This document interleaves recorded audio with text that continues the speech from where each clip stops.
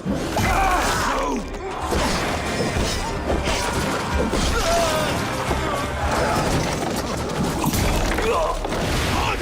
everyone, welcome to the Ubisoft Forward post-show. My name is Yusuf McGeed, and this is Assassin's Creed Valhalla. We're going to take a deep dive into about 30 minutes of gameplay, and we're joined by a very special guest here. Hey everyone, this is Philippe Bergeron, otherwise known as Fizz. I am the quest director on Assassin's Creed Valhalla. So Fizz, we're setting up here for what looks like an epic encounter. Tell us exactly what's going on here. Yeah, so here we're midway through the quest that we're showing for Ubisoft Forward. Here we're looking at the assault of Burg Castle.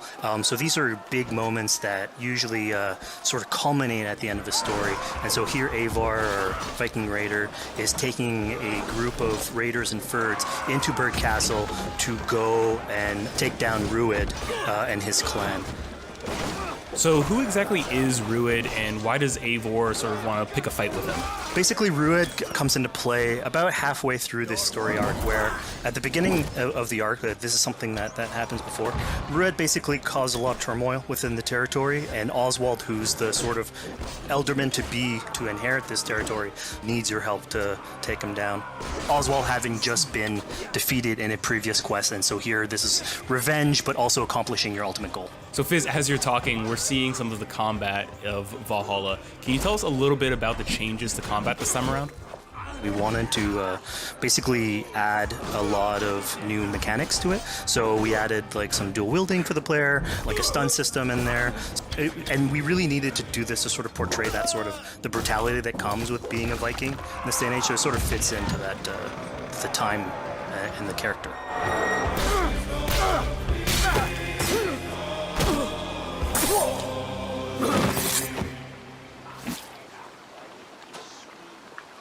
Oswald.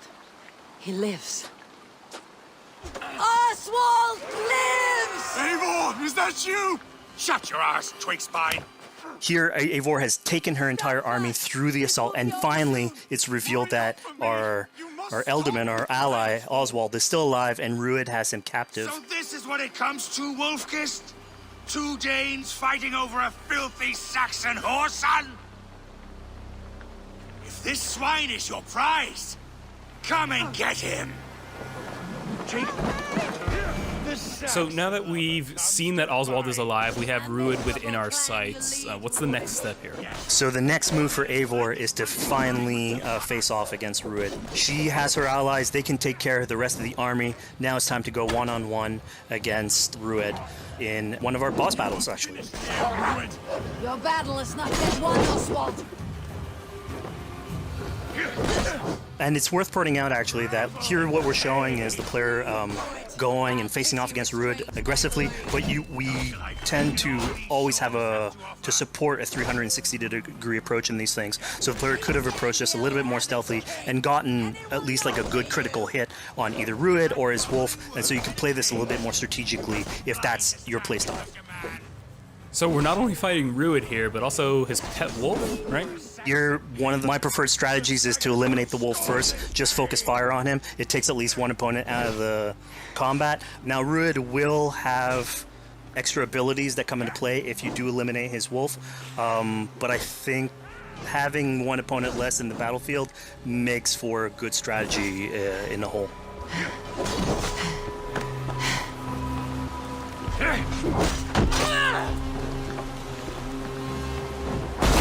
Your efforts. Only the cold dark of Niflheim awaits you. Valhalla is my destiny. That fate will not be met today. Why doesn't they should be roomed, Wolf-kissed? Made thralls, not treated as equals. We are better than this. Than all of them. Do not drag me down to the sewage you wallow in. Why does a Dane fight tooth and nail for a Saxon? You'd throw in with these wastrels? These arrogant swine? Eivor, no! He should be tried before God, a lawful assembly. Alright, so we've defeated Rued, we freed Oswald. What comes next? Oswald, in this case, prefers for Rued to be kept alive, and so you basically have to choose, are you going to go against his wishes or stay true to your nature?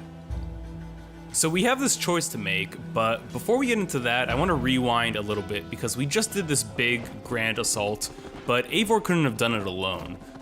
She clearly had to recruit some folks along the way, get some troops, get some allies. So let's actually rewind and see how we went about first gathering those troops. Right, so when coming up to an assault, it's a game of numbers. Eivor can go into pretty much any location and be a stealthy Viking, eliminating some of the assets, which ultimately would be a strategy. You can do that, and you'll have some of the ingredients or of the assets there that will have been sabotaged, but you still need an army. So here what we're seeing is Eivor going around the countryside and raising what we call a fyrd, which is the men and the women of the territory who come up and fight in the name of a king. So here Eivor is going around and trying to convince people to fight in the name of Oswald to finally take down the oppressor that is Rued. Defending East Anglia, defending you. Will you not do the same? What? Die in defense of a lost cause? Yeah, so she's really using like the image and like the leadership that Oswald had, what he meant to the people in his name. She's going to recruit these people. Pretty words, Dane. But the men of Theovard have their own battles to fight. So we're told by this Reeve that there are troops, there are allies that he could add to our cause, but first we sort of need to do him a favor, is that right? Yeah, so obviously these people have been run down by Rued and the impact he's had on the territory, so I think a lot of these people have sort of lost hope. And so you need to show them that there is hope. And so here Eivor is basically helping them take back one of their prized locations by taking a couple men and raiding a nearby township, basically taking it back for the people and showing that there's a reason to continue fighting and then get them on your side.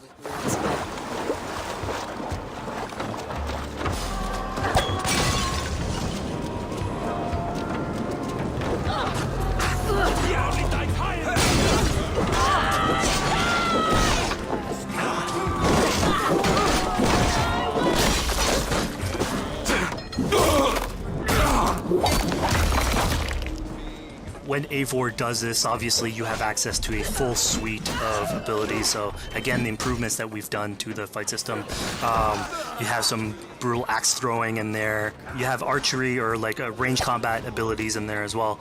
So really, again, like depending on what your playstyle is, you can customize your loadout and go in there how you wish.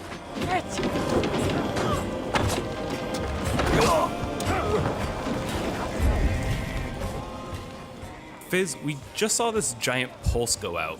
What exactly was that? So that is what we call the Odin sight. The Odin sight is basically our interpretation of the eagle vision from previous games, and we thought it was good to sort of bring that back. It's basically Eivor's intuition. It's how she perceives the world. When player uses that, it'll highlight basically interactive objects, like things that will bring her an advantage. So we'll have arrows, like health consumables that are in there. So it really is like a good way of sort of understanding the world and showing you like things that you can go and touch. Yeah, I mean, speaking of things we can touch, we just picked up this awesome new weapon. It's something we wanted to play with on Assassin's Creed Valhalla, where we have fewer weapons in the game, but you can invest in them more, so they become your weapon. And so depending on what your preferred playstyle is or your preferred weapon type, then you can go and choose, I'm gonna fight with this weapon and invest heavily into that. Not only are we looting weapons, but we see something here called the Book of Knowledge. Can you tell us a little bit more about that? They unlock skills for the players. So here you can see the Valkyrie dive that has just been unlocked. We have these spread out throughout the world, so again, to promote exploration and discovery. As you travel through the world and you explore locations, you can find these books that will add abilities that you can go and invest in, put into your loadout, then go into the different locations with the different quests in the game and use those depending on what your playstyle is. Now we've recaptured this village, we've secured more troops for our assault. Let's jump back now and figure out what we want to do with Rued. The rightful king of East Anglia has spared your life today, and so it will be.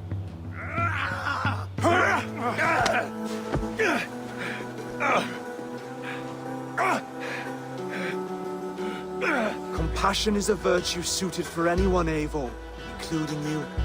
Thank you.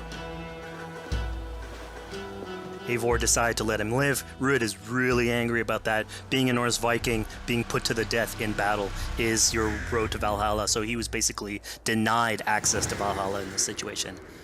Obviously, all of these decisions come into play later on in the game, so we have very difficult decisions for the player to make. We didn't want to have easy decisions.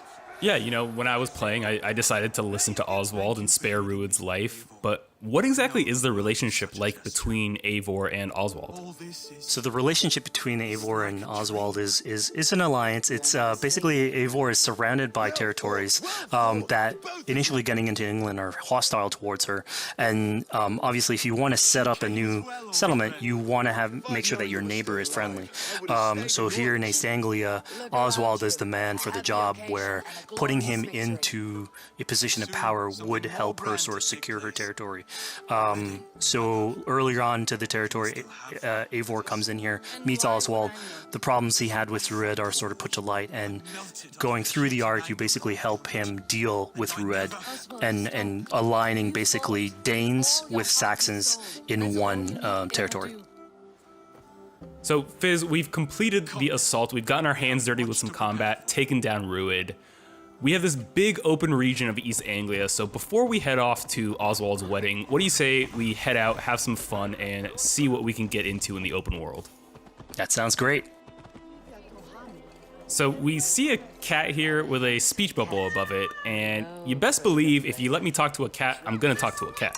Yeah, these are some of our some of my favorite moments actually in the game, where we put out a whole bunch of events throughout the territory. And it sort of rewards, again, exploration, going around. It's a chance for us also to sort of showcase a different side of Eivor. A lot of the quests sort of deal more with like politics and warfare, and this shows a slightly more human nature to her. So it permits us to explore that character a little bit more. And so here, basically, like you're trying to help a kid with his cat, and ultimately get that cat to sort of join your crew as a cat raider. You just said cat raider way too casually. You're telling me I could have a cat Viking raider on my longship? That's exactly what I'm telling you. Oh my god, yes, I love it. Perfect. So yeah, as you're riding around the rivers of England, you would see a cat basically walking around your longship, keeping your Viking raiders company. You know, speaking of the Viking longship, we're seeing some of that gameplay here now. Can you talk a little bit about how that works and functions in Valhalla? Yeah, so starting out on this project, I think the Viking longship is one of the biggest images that we all have when we think about Vikings in our game. And so Vikings had this awesome design for longship that had a very shallow hull, so it permitted them to go very far inland very quickly, and you could basically disembark Viking raiders like on pretty much any shore. We added that into the game, where you can basically sail up to any location and then just decide to disembark with your guys and raid a location, loot all its treasure, get back in the ship, and then continue sailing down the river to your next opportunity. So I know past Assassin's Creed games allowed for songs and things like that to be sung on ships. Will Valhalla have a similar version of that? Yeah, so this is something we actually wanted the crew of your ship to become like your home away from home. So we added stories and songs into the ship. So basically, as the player is going around, you could decide to have your skald sort of sing a song for you as you row down the river. But you can also decide, depending on who the raiders are in your ship, to hear more about their life. So you can actually queue up stories, and they'll give you a little bit more background on who they are. So you get to know your sort of fighters as you're traveling around the world, which is a cool moment. So here we're seeing a bit of a different view. What exactly are we looking at? We had this on previous Assassins, where you would like ride on your horse, and you could pull out, have the horse sort of follow the track. We have a similar thing for the ship, where you can put up your sails. It's cruise control for the ship, so you can pull back, take in the scenery, listen to some songs or some stories, and just take it all in.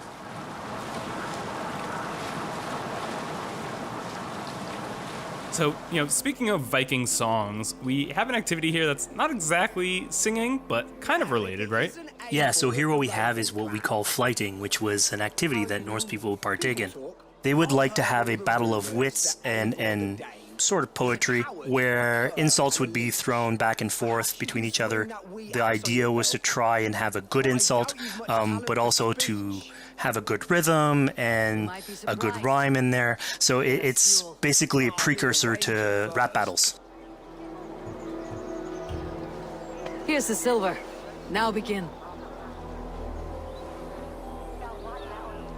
To all those whom I speak, they say Eivor's a clod.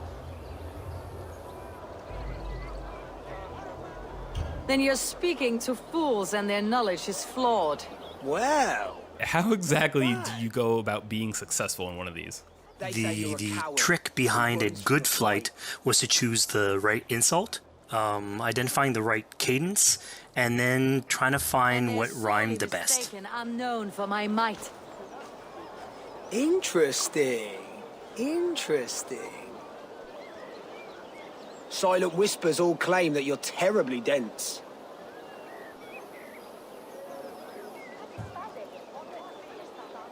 Then you've clearly misheard them. My wit is immense. Oh, you looked out with that one. Well, what a surprise. Eivor of the Raven clan is a true talent. I'm shocked. Don't believe everything you hear, unless it touches on my flighting. Then heed every word. Take the coin. So now that we've proven our sharp tongue and wit, I think it's time for a bit more relaxing activity. So we're fishing here. Yeah, that's it. So we gave Eivor a fishing line, so you can actually throw out a line and go catch some fish. This is used basically to play into our new health loop, where the player will lose health in the world, and it doesn't automatically regenerate like we would have in the past. So you actually have to go out and get some supplies. So you'll find mushrooms and some food that you can gather. But here, like you can also catch some fish and consume that to regain some health. We also will sometimes have it in certain quests. So it's a good way to sort of chill out on the side of the water and just, again, take it all in.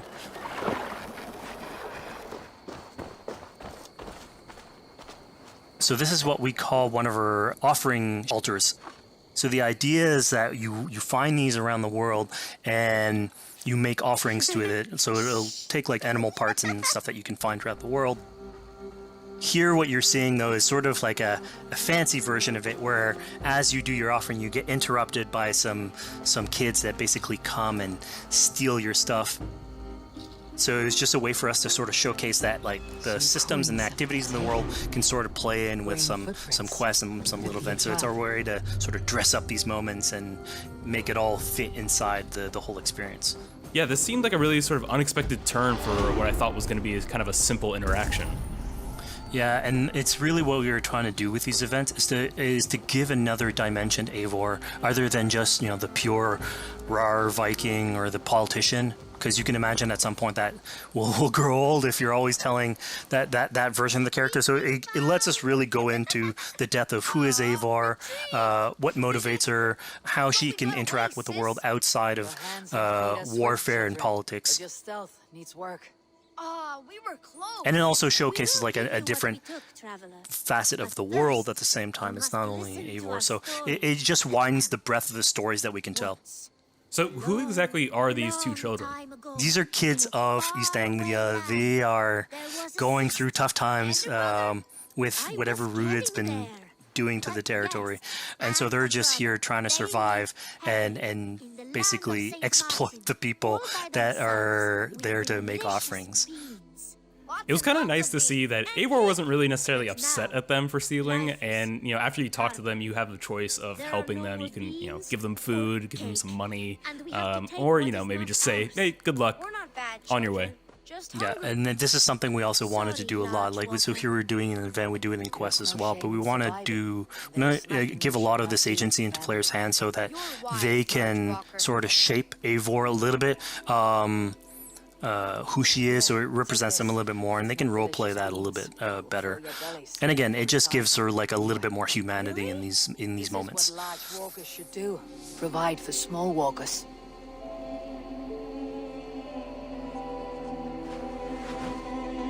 Here, large walker. A necklace? Yes, it's a St. Martin seal. You're welcome here anytime, large walker. You're one of us now. Visit us, okay? I will. Take care now, small green walkers. So I think AC veterans might recognize this here, but what exactly is Eivor chasing down? Yeah, so here you're seeing Eivor running down one of our tattoo images. So this is challenging the player on free run abilities, but also for fans of the series, sort of pulling at their heartstrings for some beloved features. So are we going to be able to tattoo Eivor? Yes, by collecting these tattoos, you actually bring them back to your settlement, and then you can customize different body parts, having different tattoos everywhere. So again, another form of expression, and it's sort of to represent that Viking culture. Fizz, one of my favorite things when I was just out there exploring East Anglia was coming upon a house or a building and realizing that there was a chest inside, but that there was no easy way in. And in this case, I saw all the doors were barred, but I knew that because there was a chest in there must have been some way to get inside. So I went around the back and, found a way in.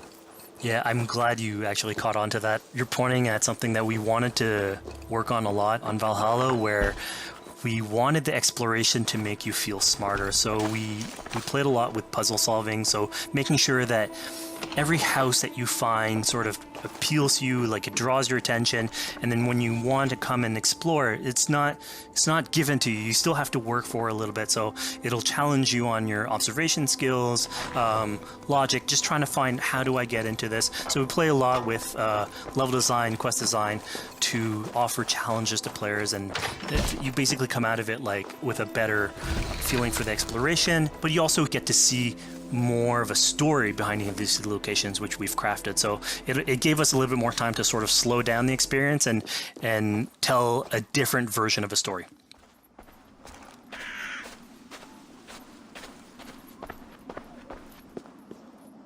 A poor victim of someone's fury.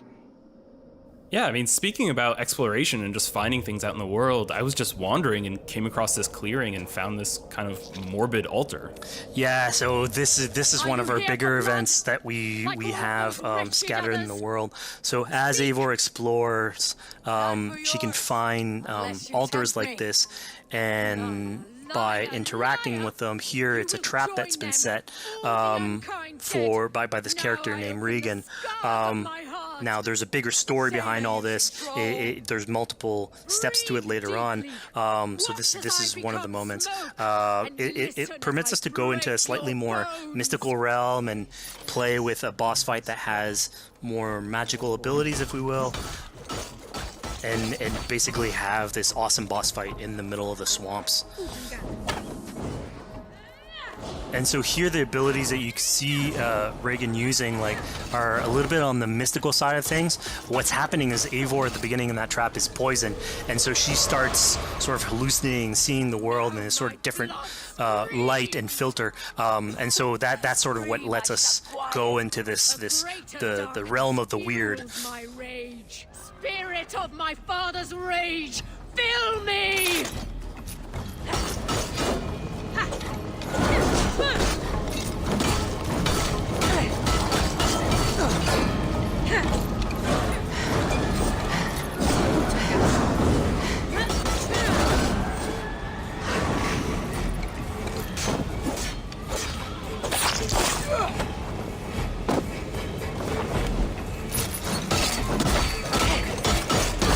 Enough cracking and punching. Arrest your demons. So we just saw here that Regan belongs to something called the Daughters of Lyria. Yeah, that's correct. By finding the other daughters, you'll get a little bit more backstory on who they are, so we don't want to spoil that too much. But it creates like a sort of greater story that is not on the main path in any way, but it is still very rich and adds to the lore of this world and actually plays into history. So we just had a really exciting, really intense boss battle. I think it's time for something a little bit more relaxing and calming now. Yeah, it's all about pacing yourself with the highs and the lows. So here we have a low chill moment of what we call building a cairn. So Eivor, as she explores the world, will find these sort of meditative areas where you have a pile of rocks that you could just stack on top of one another using physics. And I mean, yeah, the ultimate goal is to try and get the highest pile of rocks, but really it's about taking in the sights, relaxing, taking a step back, and just building something. Together we stack stones into cairns. These? Yes. Think of this as a test of mind and wit. Stack the cairn stones high and wide into any shape you like. I mean, you can spend as much time as you want building these things, making them as high as you want, as weird as you want. I'm sure like a lot of these stuff will end up on the internet, like people comparing structures. And the cool thing is that once you've built it and you decide to get out of it, it sort of stays there. And so that's yours, right? And until the moment where you come back and you want to build a new one. It's sort of cool that we were able to give that to players to express themselves. At this point in the demo, we've explored East Anglia, we've met some children, we've broken into a house, we fought a boss, we built a cairn. I think now it's finally time to go and head off to Oswald's wedding. Yeah, so this is the moment it's all been building up to. By the moment you get into the territory, it's sort of like mentioned by Oswald that he's trying to get married with his Dane lady. And so as you go through the arc, that's sort of like the underlying thread. Really, it's about Rued creating turmoil in the territory and helping Oswald sort of get above that and show that he's a good leader. And so you finally, after going through all of that arc, finally get these two together, go through their wedding, and you're invited to attend the ceremony. And then all the activities and fun times that comes afterwards. Yeah, as much as we've seen the brutal side of England, it's nice to see, the joyous side of it as well. Yeah, and it's something we really wanted to play on in Valhalla, where being a Viking is not only about being a raider or a warrior. I mean, there's revelry, there's feasting, there's partying that goes, and like if someone knows how to party, it's a Viking. And so here, this is one of our opportunities to sort of show what a sort of Viking gathering is. And what's cool here is it's a good alliance of Norse culture with Saxon culture, sort of smashing those two things together and building bridges. Yeah, I mean, what's a wedding without some drunk archery, right? Yeah, so like, anything can happen in a Viking event, right? Eivor, yeah, here, just get drunk, shoot some arrows. Barely a challenge. Steady all, and ready yourself for the wedding race. The king and his bride against all! My king! He... So here we see the decision I made to spare Rued came back to bite us. Yep, that's the decision you made, coming back. So as we said before, all of your decisions have consequences, and this is a big one. I challenge you. I accept. You're basically presented with the option to sort of step in for Oswald, fight the fight for him, or let him go and fight his own fight. Yeah, personally, I chose to fight myself because I thought Eivor is the type of person who likes to finish what she started. Plank by plank, and a dead king cannot keep his oaths. Let me finish this. Oswald, you gutless Arya swine! I'll slay the wolf-kissed, then hang you with your own tongue. How does this encounter with Rued differ from our previous fight with him? So at this point, you've eliminated his wolf, so it's just him. And so he's angry at this point, and so he will start using his big gun abilities like fairly earlier on in the fight. So it's way more vicious, way faster. There's less strategy. He goes literally swords blazing at you. And so this is a fight to the death.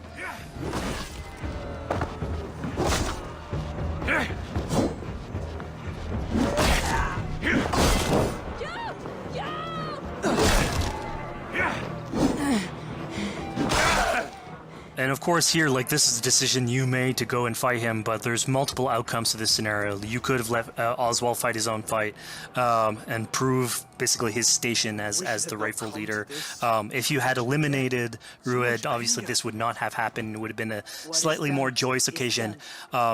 But ultimately, in all scenarios, you still have an alliance with Oswald. He's proven to be the right leader for this territory and to be a good ally for you. A great service. I promised you an alliance, and now you have it. And one day I will need you to make good on that alliance. So we're about to take off from the wedding, but Eivor decides it's a good idea to check up on her friend Finner. Yeah, so Finner is probably one of the more recurring characters in this arc. You get to meet him very early. He's a very endearing character, sort of used to have a Viking life, sort of misses it, and going through all these adventures together is sort of like lights that fire back, and so he's willing to join you in your raiders. So he's one of many raiders that you'll encounter in the game, and you can sort of recruit, bring back home, and then have them sort of join you on your adventures on Longship. He can tell you these stories that we're telling you about. You get to know a little bit more about him. So again, it's a fun way to sort of discover more about these characters that you meet and bring them along for adventures. Together, I'll gather my things. Well, folks, we've come to the end of our Assassin's Creed Valhalla playthrough. Fizz, thank you so much for joining us. When and where can people play it? Assassin's Creed Valhalla will be out on Xbox Series X and PlayStation 5, and is coming to Xbox One, PlayStation 4, PC, and Stadia on November 17th. Assassin's Creed Valhalla, available November 17th.